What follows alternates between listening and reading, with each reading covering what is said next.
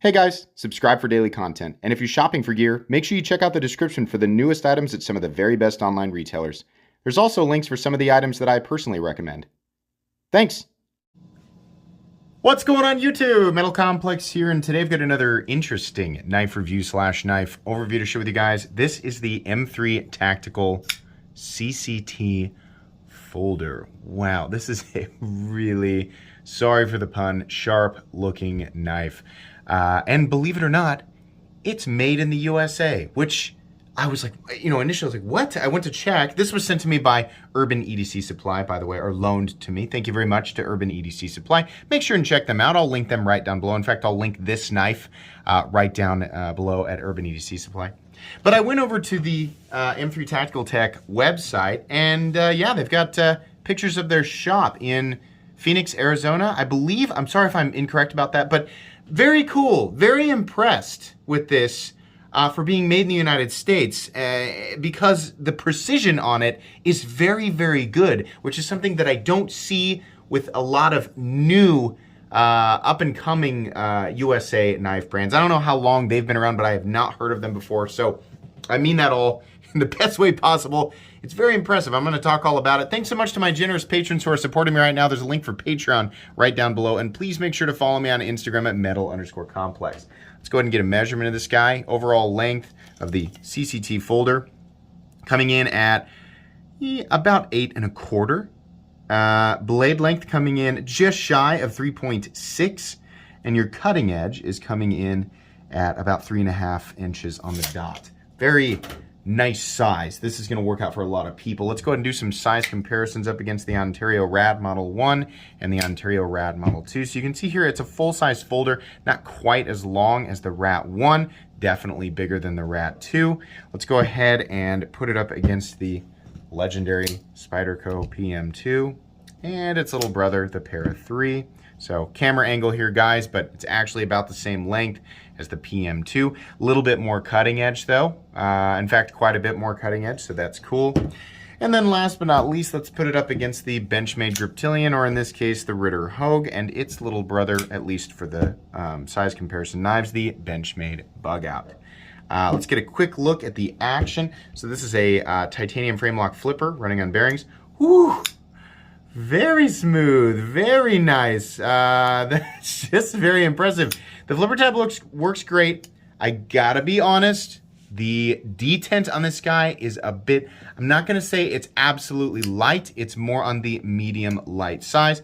It will flip reliably, no issue there. You can push button it, but a little bit heavier detent would take the action on this guy to the next level. As it sits, the actual flipping power or the breakaway from the detent is probably a B- or C+. It will work though, I just want to point that out. But the actual quality of action, like smoothness and all that, very good, very impressive. Let's go ahead and do carry profile. So thickness up against the Spyderco Para 3, you can see here, it's really not all that thick.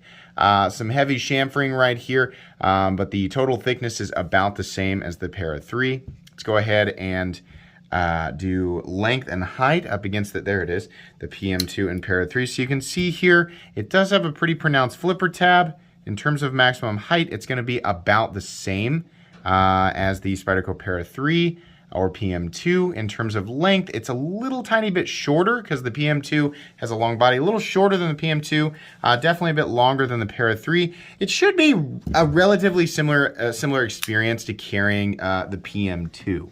So let's go ahead and do a hardware check, get out my tools. As per usual, my tools are very inexpensive and very recommendable. You can find them right down in the section of my description that talks about the tools I use on this channel. Sorry, we're trying to get that shown there. We have a T8 for the pivot, and it looks like the body screws are going to be T6. So not bad, minimal hardware. There's just a couple of body screws. I wish that they were all T8, but you can't always get what you want. Not really all that big of a deal. Should be a pretty simple frame lock. Let's go ahead and take a look at the inside. You can get my flashlight right down in the same area where my tools are listed. You can see there, the titanium side is milled out. The carbon fiber side is also milled out. Keep in mind that there are two versions of this knife. There's one like this, where it's carbon fiber on one side and titanium on the other. And then they have another version of it where it's all titanium. So the same milling holes are going to, they're going to be there, but it will alter the weight. This is going to be the lighter guy. We are looking at, by the way, for the blade steel, M390. I think we can see right there in that M3 Tactical Tech font. Yeah, so this is going to be the lighter one at 4.62 ounces. My guess is that the full titanium one is going to weigh closer to 5 ounces. That's just a guess. So the ratios on this guy are not perfect if you subscribe to that, but let's keep in mind this is an 8¼ inch knife with a 3½ inch blade roughly that weighs 4.62 ounces. That's pretty common. That's a pretty regular full-size knife, not something that bothers me too much, right? If you, if your pants are made out of wax paper or you wear, long distance running shorts every day, then this is probably not going to be your favorite thing to carry. If you wear regular pants, jeans, stuff like that, and it's legal to carry, then you'll probably enjoy it. Let's go ahead and get a measurement of blade stock thickness. My guess is that's at least 145 thousandths, probably 150. Let's take a look.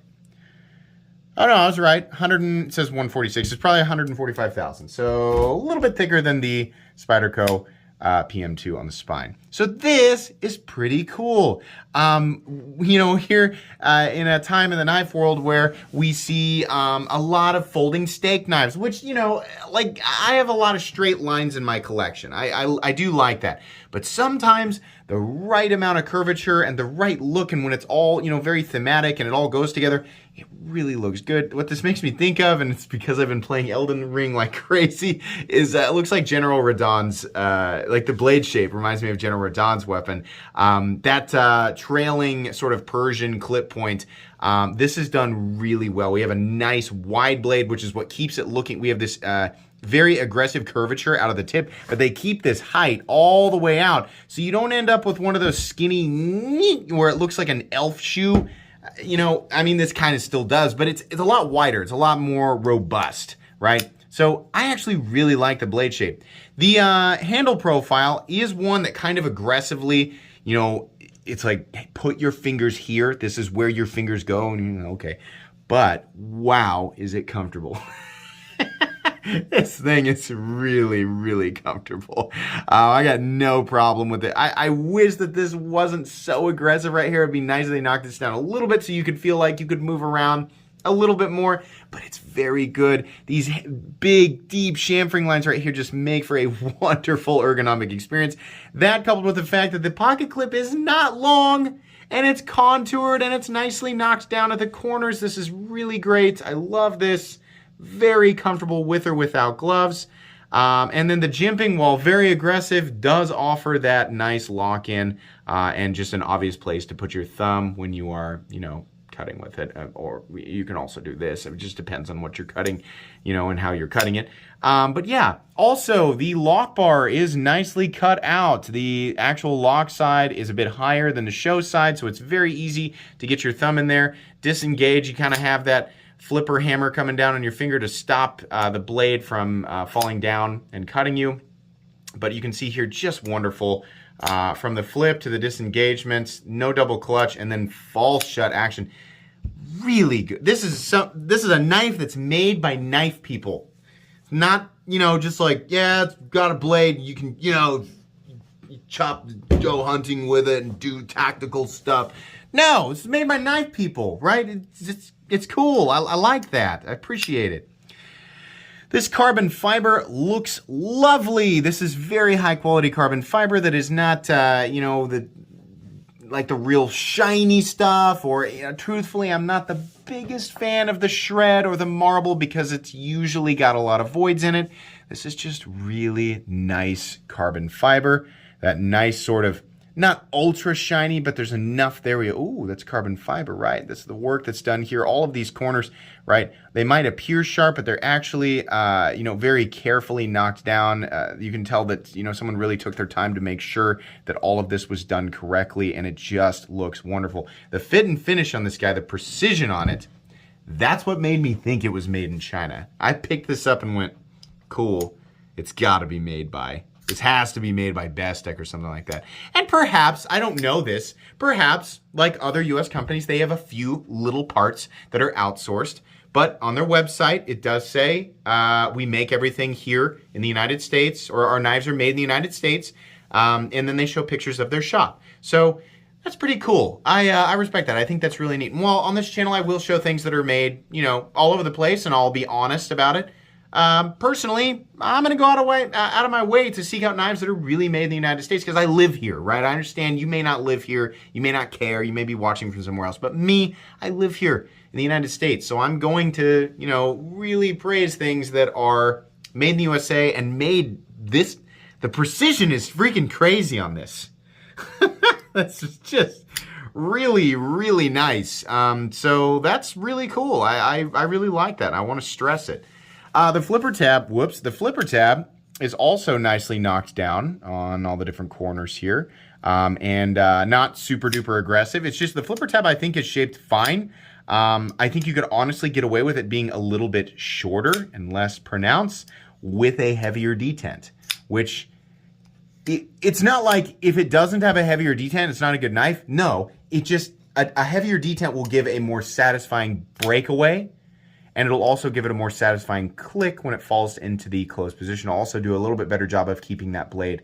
Not that you need to worry about it flying out or anything. It's not a loose detent. It just needs to be a little bit heavier. That would be my suggestion. Kind of like their logo. Looks cool, right? So that's not bad at all sitting there. We've got a bead blasted finish, which honestly looks pretty good with the sort of dark, you know, grays and blacks of the carbon fiber, and then the smoky black of this, you know, sort of black wash or DLC black wash titanium. So it looks good. The blade is just fantastic, and it is very, very slicey thanks to that long, aggressive belly and a pretty good taper down to a reasonably thin cutting edge. You also have a nice tip for puncture taps, but like I said, there's more material behind this tip than a typical, you know, Persian clip point or trailing point, whatever you want to call it. There's more material out there, so I wouldn't be as, you know, a good example of what I'm talking about is like, not the, Hinder did an eclipse with I think it was a trailing point eclipse. And while the blade stock was pretty thick, you ended up with a tip that it just got so narrow at the end. I was kind of, that's why I never picked that blade shape up. But this it's not quite as thick on the stock, but there's a lot of material out there, and it's not that you should be using your knife in a way where you're like, oh, am I going to break the tip? But if you are, that tip's going to stand up to a little bit more than if it were, you know, like this, like a needle. So yeah, the sharpening job they've done is wonderful. Again, it's just usually what I see is a little bit of wonkiness with USA stuff at this price point, and I'm not seeing that. It's really good, and it's nice and glassy, nice and sticky. Really good. Really, really impressive. M390, I think that'll work just fine on this knife. That's what the enthusiasts are going to want anyway, and if you decide to take this thing out and use it, I think the blade composition, or the steel composition, is going to complement the blade shape very well. So you're going to get nice corrosion resistance and excellent edge retention. Excellent corrosion resistance as well. Actually, I should have said the same word for both. I do kind of like the holes. Normally, I'm not, you know, a speed hole kind of guy.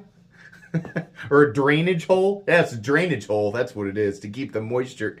I don't know. I think it's a, you know, it lightens up the handle a little bit, and it keeps the balance, which, by the way, is right behind the pivot. Right behind the pivot where your finger goes. So when you get this in hand, it feels a lot lighter than 4.6 ounces or whatever. That's all it is. It's lightening the load and at the same time offering some, you know, just some aesthetic personality.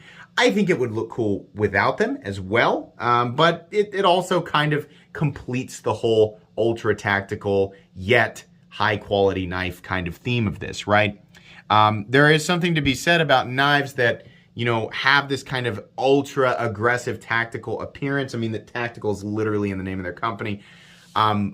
Where they have that, it's there, but at the same time, they are not compromising on actual, you know, good ergonomic lines, good blade geometry. I mean, this is all usable. So they managed to, you know, make something that looks cool and appeals to people who are, you know, fancy themselves a Liam Neeson in Taken of sorts.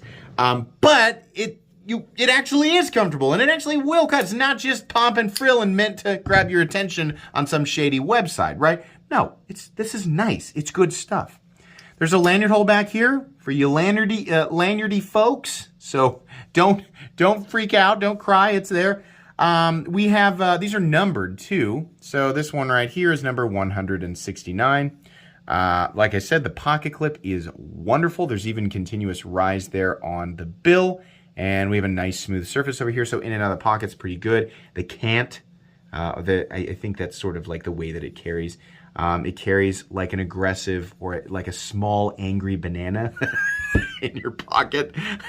A fussy tactical banana.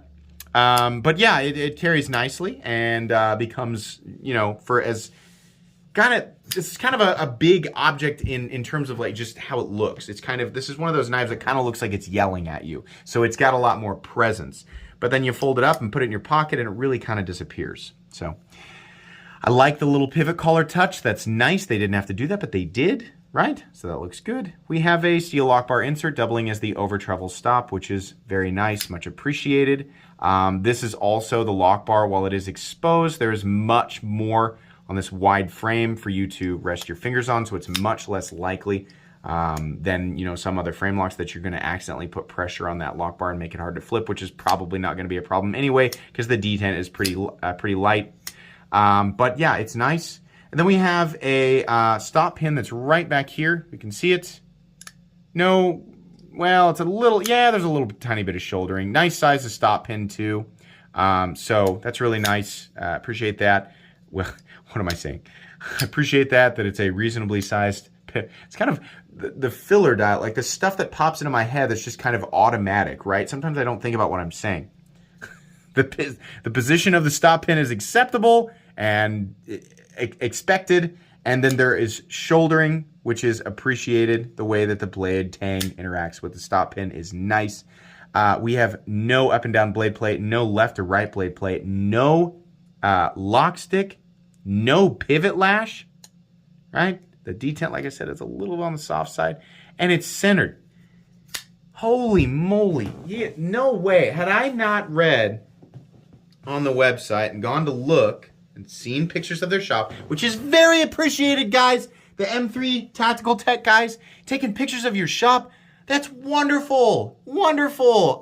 We want to see that. That's so good, right? We thank you. It's just, it makes people want to be a customer and then a loyal customer, right? We like that transparency. We want to see, right?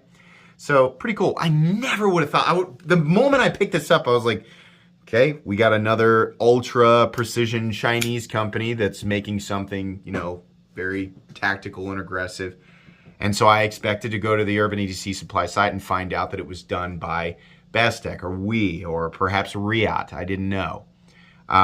So when it said USA, that prompted me to go and take a look at their website. And what I thought I was going to find was, it's because I'm unfamiliar with this brand. I thought I was going to find a website that just said it's made in the USA, and then it just says like the location of the company, and there would be no other information, right? Quite a bit of information, actually, and the pictures there. So that was nice. I would have called and, talked to somebody to find out a little bit more had it been what I expected, which was, I expected not a lot of information, but I didn't have to do that. It was nice to see the pictures and everything like that. So that's pretty cool. As far as I know, now I'm not claiming to have been there, I'm not claiming to know anybody, or like I said, I didn't actually talk to anybody from their company, but it's nice to see that transparency with a brand that I'm not familiar with, right? Can't speak for everybody, but that I'm not familiar with. The reasons to pick this up, let me tell you, first off, the price is $350, which is pretty freaking impressive, considering this is made, like, I know for people who are, if you're not familiar with my channel, you're not familiar with the super high-end, no, I shouldn't say that, because the super high-end, we're talking thousands of dollars for a knife, but you're not talking, if you're not familiar with, like, the mega high-quality knives that are, made and what costs are associated with them, then $350, you're gonna go, wow, that's a crazy amount of money for a knife. Yeah, but when compared to the competition out there, right? true USA manufacturing at this level. This is crazy. Like, the quality on this thing is nuts. Yeah, I have no problem whatsoever. I'm not even, like, honestly, if this was $400, closer to the price of a Hinderer, right? Even then, I don't know that I'd really bat an eye. I'd really probably hammer down a little more on, like, let's make sure and get that D10 actually, you know, just perfect. But wow, this is crazy. This is really good at $350. I have no. There are super high-end Chinese knives, right? That come in at $350 or $400 that I don't feel are as good as this. And that feels really good to say, honestly. There are very few, you know, US manufactured knives that are in this general price point that I feel like I can actually say that about, you know. So that's really cool. I got no problem with that whatsoever. Reasons you might not like this, it's pretty aggro. Like, this is pretty aggro, right? You got some pretty aggressive lines in here. You're kind of forced into one ergonomic space, and it's not a huge knife, right? We're not talking cold steel huge, but it is a big knife. People who are not, you know, fans of larger knives, you may not like this as much, and it might be illegal in your area. Outside of that, though, wow, really the only issue with the design, because like the design is the design. The only issue with the execution of this design is that the detent needs to be a little bit heavier. But wow, so impressive. Man, I hope they make this, and I hope they do more variants. I'd like to see more full titanium variants with different ano. Let's do some different finishes with the blade. Do some different texture patterns on the titanium. Yeah, this is good. People need to know about this. I'm pretty happy about this guy. Very cool of Urban EDC Supply to loan me one so that I could share it with you. Make sure you check them out. Again, I'll link this and Urban EDC Supply right down below. Shout out to the guys at M3 Tactical Tech. Thanks for bringing a high quality US product to the knife world. And this isn't their only one. They've got some other stuff. So check them out. Please make sure to follow me on Instagram at metal_complex. If you enjoyed this video, leave a like. If you'd like to check out my other content, I do of course have lots of videos of knives that are either expensive or inexpensive that I do or don't like, so check those out. And if you enjoy all my content, go ahead and click on that Metal Complex logo right there and subscribe, because there's definitely more coming. Thanks again for watching, everybody, and have a great day.